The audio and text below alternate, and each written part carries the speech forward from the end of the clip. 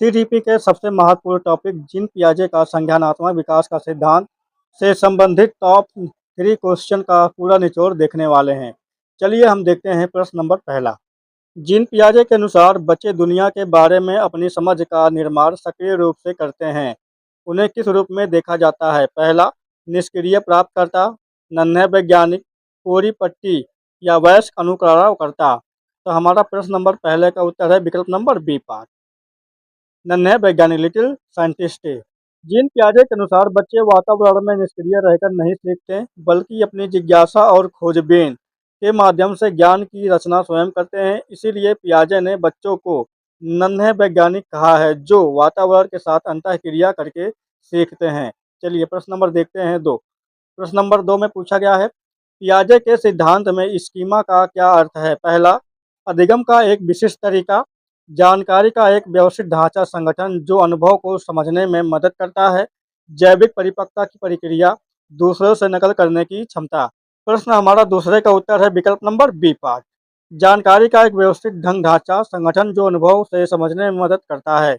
इसकी हम व्याख्या देखते हैं।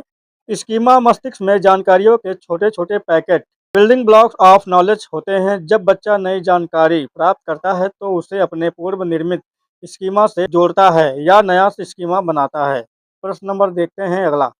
प्रश्न नंबर देखते हैं 3। जब एक बच्चा उड़ती हुई चिड़िया को देखकर कहता है, देखो एक हवाई जहाज, तो वह पियाजे के किस प्रक्रिया को दर्शाता है? पहला, आत्मसातकरण, दूसरा समायोजन, तीसरा संतुलन और चौथा जीववाद। तो हमारा प्रश्न नंबर 3 का उत्तर है विकल्प नंबर ए पार्ट, आत्मसातकरण। इसकी हम व्याख्या देखते हैं। व्याख्या में दिया गया है, आत्मसात यानी असिमिलेशन का अर्थ है नई जानकारी या अनुभव को बिना किसी बदलाव के अपने मौजूदा स्कीमा में फिट करना।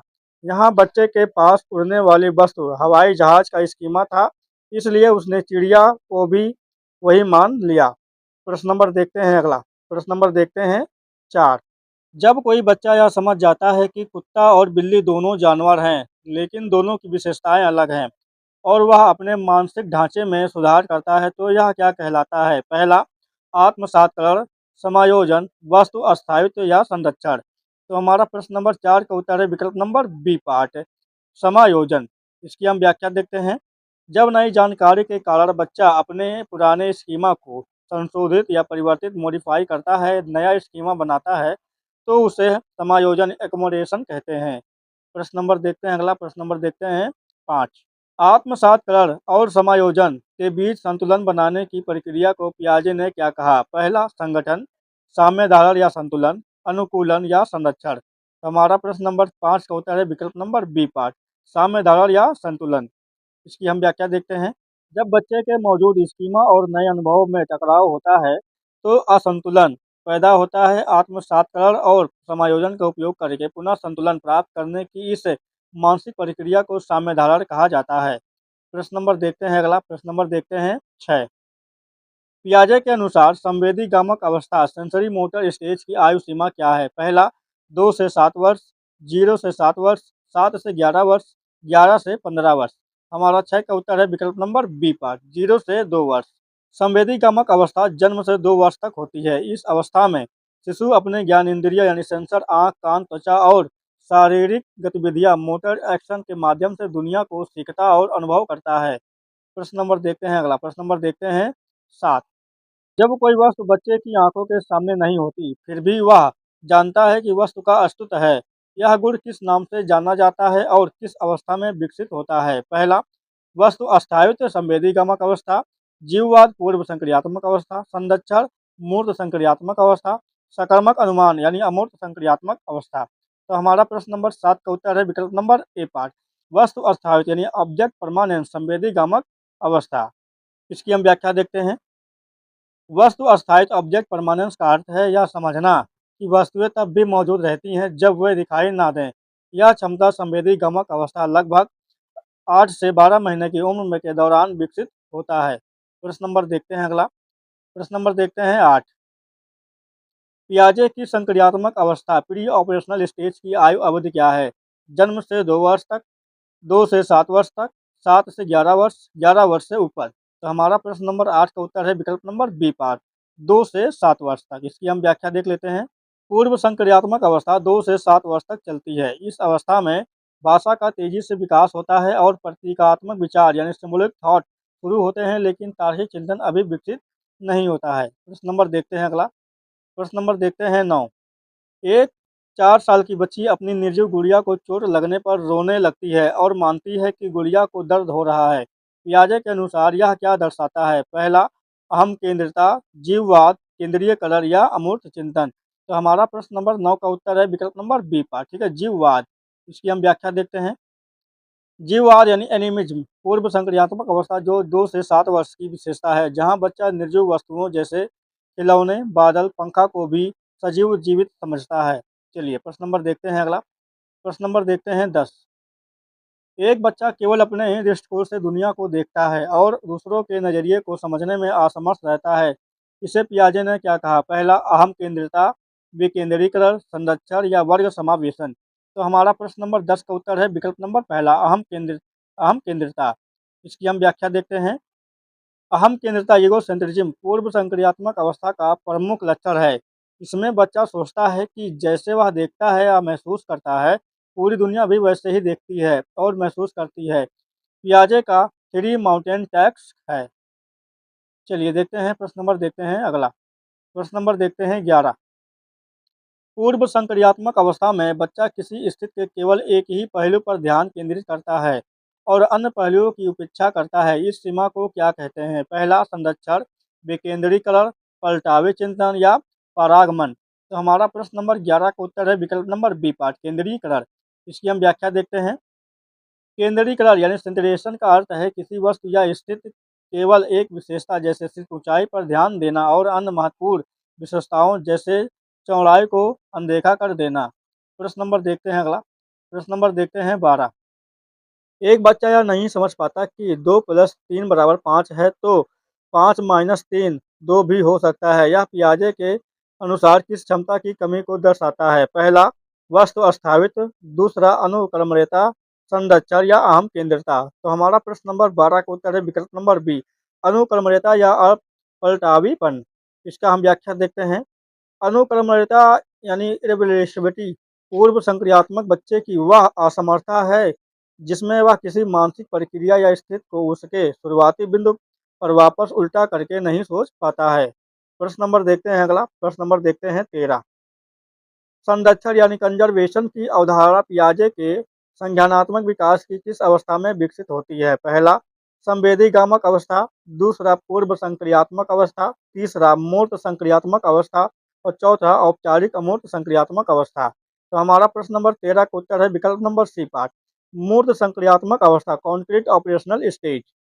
इसकी हम व्याख्या देखते हैं। संरक्षण यानी कंजर्वेशन की क्षमता मूर्त संक्रियात्मक अवस्था 7 से 11 वर्ष में आती है। बच्चा समझ जाता है कि किसी वस्तु का आकार या रूप बदलने से उसकी मात्रा, वजन या आयतन में कोई बदलाव नहीं होता है। प्रश्न नंबर देखते हैं अगला। प्रश्न नंबर देखते हैं 14। दो समान मात्रा वाले बीकर ए और बी में समान पानी है। जब बी के पानी को एक लंबे और संकरे बीकर सी में डाला जाता है, तो पूर्व संक्रियात्मक अवस्था का बच्चा सी में ज़्यादा पानी बताता है। इसका कारण क्या है? पहला, केंद्रीकरण और अपलटावीपन, दूसरा, अमूर्त चिंतन, वस्तु अस्थायित्व या आगमनात्मक तर्क। तो हमारा प्रश्न नंबर 14 का उत्तर है पहला, केंद्रीकरण, सेंट्रेशन और अपलटावीपन। इसकी व्याख्या है। पूर्व संक्रियात्मक अवस्था 2 से 7 वर्ष में बच्चा केवल बर्तन की ऊंचाई, केंद्रीकरण देखता है और यह नहीं सोच पाता कि पानी वापस पहले बीकर में डाला जा सकता है। अपलटावीपन इसलिए उसमें संरक्षण का अभाव होता है। प्रश्न नंबर देखते हैं अगला। प्रश्न नंबर देखते हैं 15। मूर्त संक्रियात्मक अवस्था, कॉन्क्रीट ऑपरेशनल स्टेज की सही आयु अवधि क्या है? पहला, 0 से 2 वर्ष, 2 से 7 वर्ष, 7 से 11 वर्ष, 11 से 18 वर्ष। तो हमारा प्रश्न नंबर 15 का सही उत्तर है विकल्प नंबर सी पार्ट, 7 से 11 वर्ष। इसकी व्याख्या है। मूर्त संक्रियात्मक अवस्था 7 से 11 वर्ष तक होती है। इस अवस्था में बच्चा प्रत्यक्ष मूर्त वस्तुओं और घटनाओं के बारे में तार्किक रूप से लॉजिकली सोचना शुरू कर देता है। प्रश्न नंबर देखते हैं अगला। प्रश्न नंबर देखते हैं 16। पियाजे के अनुसार सकर्मक अनुमान लगाने की क्षमता किस अवस्था में आती है? पहला, संवेदीगामक अवस्था, पूर्व संक्रियात्मक अवस्था, मूर्त संक्रियात्मक अवस्था, औपचारिक संक्रियात्मक अवस्था। प्रश्न नंबर 16 का उत्तर है हमारा विकल्प नंबर सी पार्ट, मूर्त संक्रियात्मक अवस्था। इसकी हम व्याख्या देखते हैं।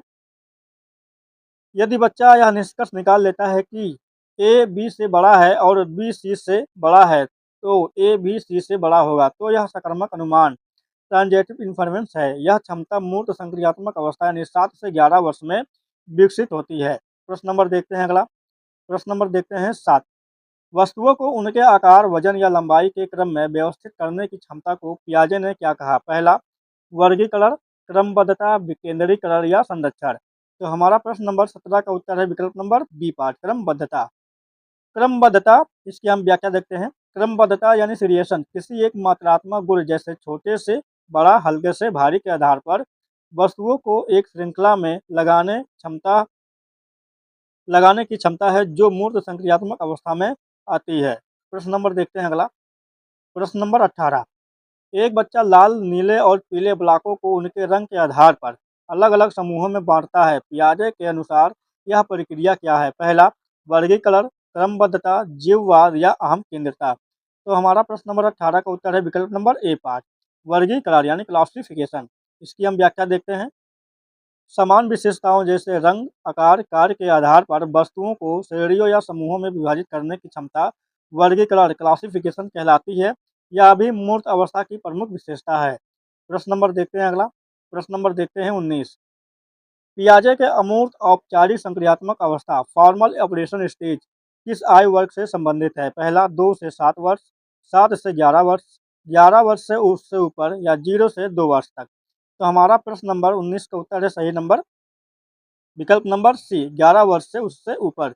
इसकी व्याख्या है हमारा,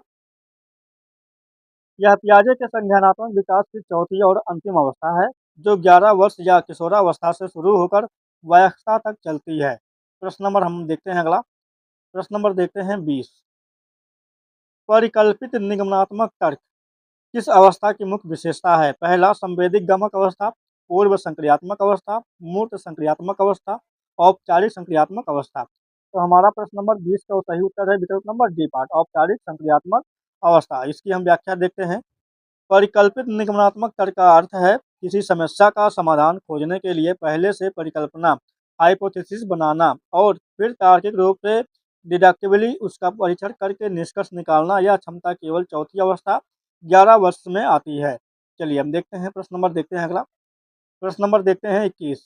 पियाजे के अनुसार मूर्त अवधारणाओं एब्स्ट्रैक्ट कॉन्सेप्ट जैसे न्याय, स्वतंत्रता, लोकतंत्र और बीजगणित के नियमों को समझने की क्षमता कब विकसित होती है? पहला, पूर्व संक्रियात्मक अवस्था में, मूर्त संक्रियात्मक अवस्था में, औपचारिक संक्रियात्मक अवस्था में, संवेदी गामक अवस्था में। तो हमारा प्रश्न नंबर 21 का सही उत्तर है विकल्प नंबर सी पार्ट, औपचारिक संक्रियात्मक अवस्था। इसकी व्याख्या है हमारा, जो चीजें प्रत्यक्ष रूप से सामने नहीं है, अमूर्त विचार, उनके बारे में तर्क करना और सोचना औपचारिक संक्रियात्मक अवस्था यानी फॉर्मल ऑपरेशन स्टेज में ही संभव होता है। प्रश्न नंबर देखते हैं अगला। प्रश्न नंबर देखते हैं 22। पेंडुलम प्रयोग पियाजे द्वारा किस अवस्था की सोच का परीक्षण करने के लिए इस्तेमाल किया गया था? पहला, पूर्व संक्रियात्मक अवस्था, मूर्त संक्रियात्मक अवस्था, औपचारिक संक्रियात्मक अवस्था, संवेदी गामक अवस्था। तो हमारा प्रश्न नंबर 22 का सही उत्तर है विकल्प नंबर सी पर, औपचारिक संक्रियात्मक अवस्था। इसकी व्याख्या है हमारा, पियाजे ने पेंडुलम प्रयोग के जरिए यह देखा कि बच्चे जैसे डोरी की लंबाई, वजन, ऊंचाई को कैसे नियंत्रित करते हैं। केवल औपचारिक संक्रियात्मक अवस्था के बच्चे ही वैज्ञानिक तरीके से एक समय में एक चर को बदलकर सही निष्कर्ष निकाल पाएं। चलिए देखते हैं प्रश्न नंबर देखते हैं अगला। प्रश्न नंबर 23। पियाजे के संज्ञानात्मक विकास सिद्धांत के संदर्भ में निम्नलिखित में से कौन सा क्रम सही है? पहला, पूर्व संक्रियात्मक अवस्था, संवेदी गमक अवस्था, मूर्त संक्रियात्मक अवस्था, औपचारिक संक्रियात्मक अवस्था। दूसरा, संवेदी गमक अवस्था, पूर्व संक्रियात्मक अवस्था, मूर्त संक्रियात्मक अवस्था या औपचारिक संक्रियात्मक अवस्था। तीसरा है हमारा संवेदी गमक, मूर्त संक्रियात्मक या पूर्व संक्रियात्मक या औपचारिक संक्रियात्मक। डी है हमारा पूर्व संक्रियात्मक, मूर्त संक्रियात्मक, संवेदी गमक, औपचारिक संक्रियात्मक। तो हमारा प्रश्न नंबर 23 का उत्तर है विकल्प नंबर बी पार्ट, ठीक है। संवेदी गामक अवस्था, पूर्व संक्रियात्मक अवस्था, मूर्त संक्रियात्मक अवस्था और औपचारिक संक्रियात्मक अवस्था। व्याख्या इसका हम देखते हैं हम। पियाजे के अनुसार विकास के ये चारों चरण अपरिवर्तनीय है, यानी इनका क्रम कभी बदल नहीं सकता। पहला जो है हमारा सेंसरी मोटर 0 से 2 वर्ष तक, दूसरा है प्री ऑपरेशनल स्टेज जो 2 से 7 वर्ष तक है, और तीसरा है कॉन्क्रीट ऑपरेशन 7 से 11 वर्ष तक, और चौथा है हमारा फॉर्मल ऑपरेशन स्टेज जो 11 वर्ष से ऊपर है। चलिए हम देखते हैं, प्रश्न नंबर देखते हैं अगला। पियाजे के अनुसार विकास डैश प्रक्रिया है, जबकि वाइगोत्स्की इसे डैश मानते हैं। पहला, सतत असतत। दूसरा, असतत सतत, सामाजिक जैविक निष्क्रिय या सक्रिय। तो हमारा प्रश्न नंबर 24 का सही उत्तर है विकल्प नंबर बी पार्ट, असतत और सतत। इसकी व्याख्या है हमारा, पियाजे ने विकास को अवस्थाओं यानी स्टेज में बांटा, इसलिए वे विकास को असतत मानते हैं। इसके विपरीत वाइगोत्स्की मानते हैं कि विकास एक निरंतर चलने वाली सतत प्रक्रिया है। चलिए अब देखते हैं, प्रश्न नंबर देखते हैं अगला। प्रश्न नंबर देखते हैं 25। अनुकूलन एडाप्टेशन में कौन सी दो उप प्रक्रियाएं शामिल होती हैं? पहला, स्कीमा और संगठन। दूसरा, आत्मसात्करण और समायोजन। संरक्षण और केंद्रीकरण। संतुलन और असंतुलन। तो हमारा प्रश्न नंबर 25 का उत्तर है, सही उत्तर है हमारा विकल्प नंबर बी पार्ट, आत्मसात्करण और समायोजन। इसकी व्याख्या है हमारा, अनुकूलन एडेप्टेशन वह प्रक्रिया है जिसके द्वारा बच्चा अपने वातावरण के साथ तालमेल बिठाता है। इसके दो मुख्य घटक हैं। पहला, आत्मसात्करण यानी पुराने में नया जोड़ना, और समायोजन, पुराने को नए के अनुसार बदलना। चलिए हम देखते हैं, प्रश्न नंबर देखते हैं अगला। प्रश्न नंबर देखते हैं 26। पियाजे के अनुसार बालक के संज्ञानात्मक विकास को प्रभावित करने वाला सबसे महत्वपूर्ण कारक कौन सा है? पहला, सामाजिक अंतःक्रिया और भाषा। भौतिक विश्व के साथ अनुभव और परिपक्वता। तीसरा, पुनर्बलन और सजा। वयस्कों का अनुकरण। तो हमारा प्रश्न नंबर 26 का उत्तर है हमारा विकल्प नंबर बी पार्ट, भौतिक विश्व के साथ अनुभव और परिपक्वता। इसका हम व्याख्या देखते हैं। पियाजे ने जैविक परिपक्वता बायोलॉजिकल मैच्योरेशन और भौतिक दुनिया के साथ बच्चों के क्रियाकलापों अनुभवों को विकास का मुख्य आधार माना है, जबकि भाषा और सामाजिक अंतःक्रिया पर वाइगोत्स्की ने बल दिया था। चलिए हम देखते हैं, प्रश्न नंबर देखते हैं अगला। प्रश्न नंबर देखते हैं 27। एक प्राथमिक शिक्षक को पियाजे के सिद्धांत के अनुसार 7 से 11 वर्ष के बच्चों को पढ़ाते समय क्या करना चाहिए? पहला, अत्यधिक अमूर्त अवधारणाएं प्रस्तुत करनी चाहिए। मूर्त यानी ठोस वस्तुएं, कॉन्क्रीट मटेरियल और हाथों से करने वाले कार्य प्रदान करने चाहिए। केवल व्याख्यान विधि का प्रयोग करना चाहिए। केवल निष्क्रिय याद करने पर बल देना चाहिए। तो हमारा प्रश्न नंबर 27 का उत्तर है, उत्तर है हमारा बी, मूर्त ठोस वस्तुएं और हाथों से करने वाले कार्य प्रदान करने चाहिए। इसका हम व्याख्या देखते हैं। 7 से 11 वर्ष के बच्चे मूर्त संक्रियात्मक अवस्था में होते हैं। वे अमूर्त बातों को आसानी से नहीं समझ पाते, इसलिए उन्हें सीखने के लिए प्रत्यक्ष वस्तुओं, मॉडलों और गतिविधियों की आवश्यकता होती है। प्रश्न नंबर देखते हैं अगला। प्रश्न नंबर देखते हैं 28। पियाजे के सिद्धांत की एक प्रमुख आलोचना क्या है? पहला, उन्होंने बच्चों को सक्रिय शिक्षार्थी माना। उन्होंने संज्ञानात्मक विकास में सांस्कृतिक और सामाजिक सांस्कृतिक संदर्भ की भूमिका की उपेक्षा की। उन्होंने 4 अलग-अलग अवस्थाओं का प्रस्ताव रखा। उन्होंने बच्चों की सोच को वयस्कों से गुणात्मक रूप से अलग माना। तो इसका सही उत्तर है हमारा विकल्प नंबर बी पार्ट। उन्होंने संज्ञानात्मक विकास में सांस्कृतिक और सामाजिक सांस्कृतिक संदर्भ की भूमिका की उपेक्षा की है। इसका हम व्याख्या देखते हैं। पियाजे की सबसे बड़ी आलोचना यह है कि उन्होंने बच्चे के विकास पर सामाजिक और सांस्कृतिक माहौल तथा भाषा के प्रभाव को कम आंका या अनदेखा किया है। चलिए हम देखते हैं, प्रश्न नंबर देखते हैं 29। पियाजे के अनुसार बच्चे का चिंतन वयस्कों से डैश में भिन्न होता है, ना कि डैश में। तो हमारा पहला है मात्रा प्रकार। दूसरा है हमारा प्रकार, मात्रा, आकार, प्रकार या क्षमता, ज्ञान। तो हमारा प्रश्न नंबर 29 का सही उत्तर है हमारा विकल्प नंबर बी पार्ट, प्रकार और मात्रा। इसका हम व्याख्या देखते हैं। पियाजे का एक प्रसिद्ध कथन है, children thinking differs from adult in kind quality not an amount quantity, यानी बच्चे वयस्कों से कम या ज़्यादा नहीं सोचते, बल्कि उनका सोचने का तरीका अलग होता है। चलिए हम देखते हैं, प्रश्न नंबर देखते हैं 30। पियाजे के संज्ञानात्मक विकास और नैतिक विकास सिद्धांतों के संबंध में कौन सा कथन सत्य है? पहला, पियाजे ने केवल संज्ञानात्मक विकास सिद्धांत दिया, नैतिक विकास का नहीं। पियाजे ने संज्ञानात्मक विकास के साथ साथ नैतिक निर्णय विकास का भी अध्ययन किया। पियाजे का नैतिक विकास सिद्धांत कोहलबर्ग के सिद्धांत के बाद आया। और डी है हमारा, पियाजे के अनुसार नैतिक विकास का संज्ञानात्मक विकास से कोई संबंध नहीं है। तो इसका हमारा सही उत्तर है विकल्प नंबर बी पार्ट, पियाजे ने संज्ञानात्मक विकास के साथ साथ नैतिक निर्णय विकास का भी अध्ययन किया है। इसकी हम व्याख्या देखते हैं। पियाजे ने 1932 में the moral judgment of the child पुस्तक लिखी थी। उन्होंने तर्क दिया था कि नैतिक विकास सीधे तौर पर संज्ञानात्मक विकास से जुड़ा होता है। कोहलबर्ग ने पियाजे के नैतिक विकास के काम को ही आगे बढ़ाया था। तो चलिए साथियों, अब आज के लिए इतना ही। साथियों, वीडियो कैसा रहा एक कमेंट करके ज़रूर बताइएगा। चलिए साथियों, वीडियो को देखने के लिए धन्यवाद।